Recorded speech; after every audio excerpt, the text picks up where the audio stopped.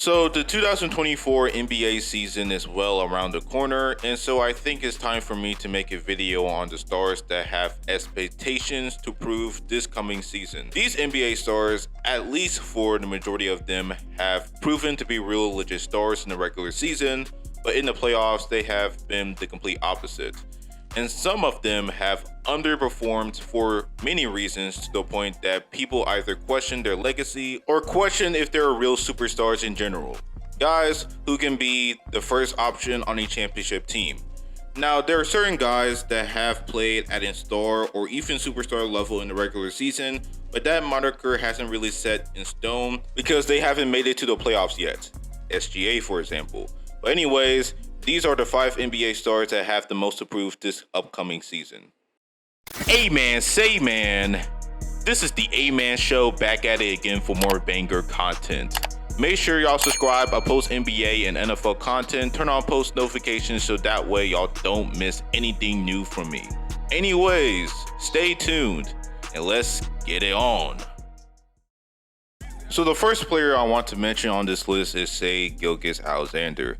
Now, for those who were wondering why I have SGA on the list, I understand that SGA had an incredible season last year. This is a guy who was top 5 in scoring that year while on elite efficiency. This is a guy who is regarded as the best mid-range shooter in the game while an elite finisher also.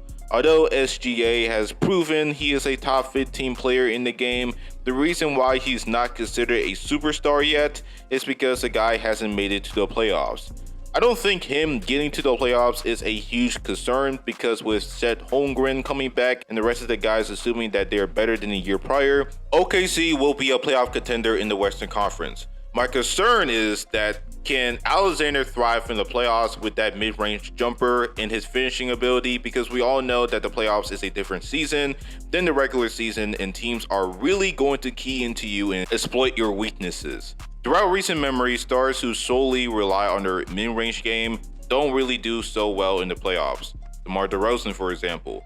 But going back to SGA, he's not a guy who can consistently shoot 16 feet above the arc. So SGA really have a big season this year. Can he translate these elite numbers onto the postseason and most importantly thrive in the playoffs with that mid-range jumper? If he can, then he can ascend to superstardom and hell, he might become a top 5 player in the NBA by the end of this upcoming season.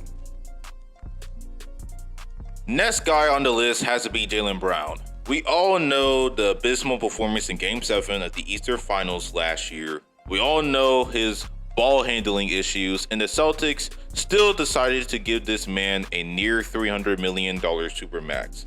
Now, he did make the milestone of making an All-NBA team selection, but still, the Celtics took a massive gamble on Jaylen Brown.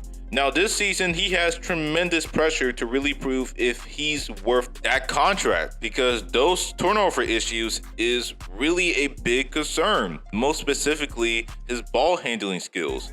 If he can't simply take care of the basketball, let alone handle the ball without easily getting stripped, then how the hell can he help the Celtics win a championship if he can't even handle the basketball? We saw this multiple times in the finals against the Warriors where they blew a 2-1 lead all due to turnover issues, most especially Jaylen Brown. Brown almost have as many total turnovers as assists in last year's playoffs and the year before.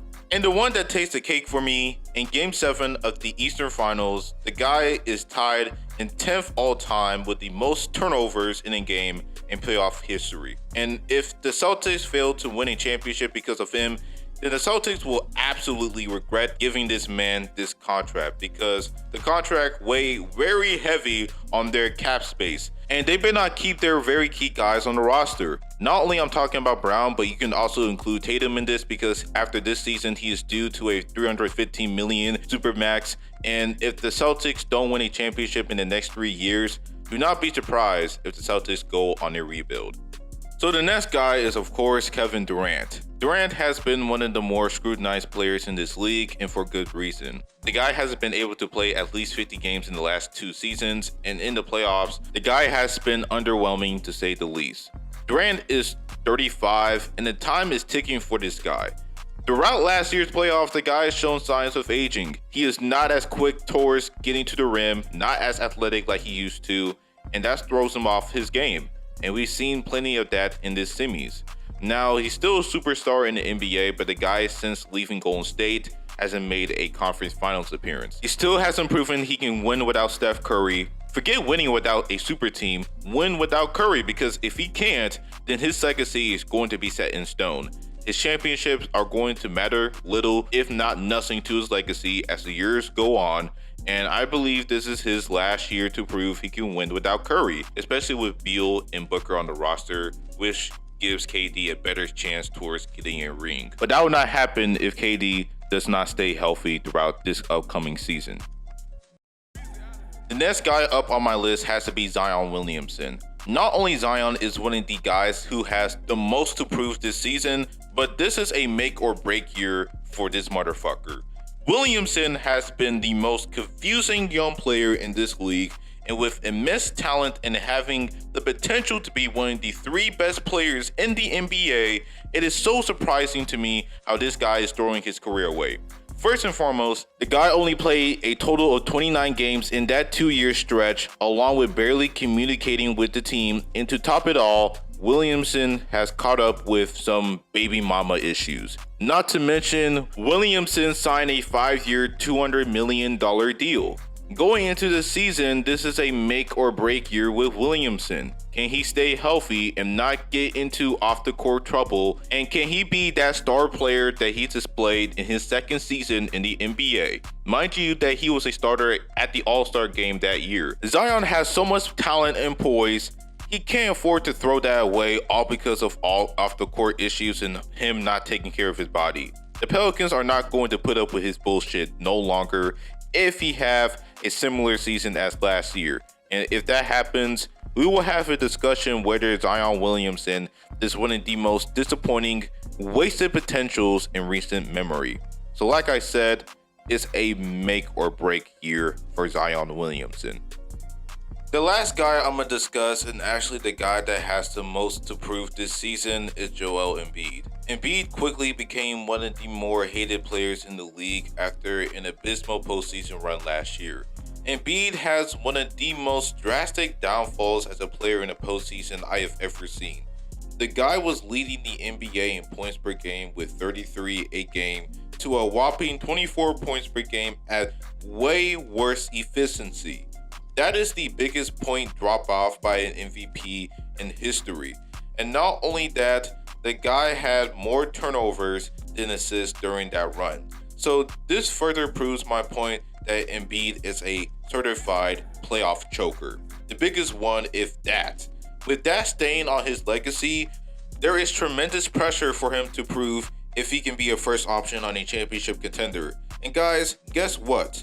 He doesn't have to win a championship for him to be a certified first option, because with James Harden wanting out, this Sixers team is not good enough to come out of the East. With all that mentioned, all Joel Embiid has to do is be that MVP guy in the playoffs. Like I said, he doesn't have to win a championship, because in that matter, that is not under his control. But what is in his control is how he plays. Because if Joel Embiid continues to put up stinkers after stinkers in the playoffs and also gets injured at the wrong time, then Embiid will go down in history as a choke artist. So Embiid definitely has the most to prove going to this upcoming season, because as of right now, he's not a clear first option on a championship team. And that's the video. Let me know what your thoughts on this video. Let me know in the comment section below on the other guys y'all think has the most to prove. Subscribe for more NBA and NFL content. Road to 1K subs. So I greatly appreciate it if y'all subscribe and smash the like button, and also turn on post notifications. And that is all. Stay litty. This is the A-Man Show. Sign out.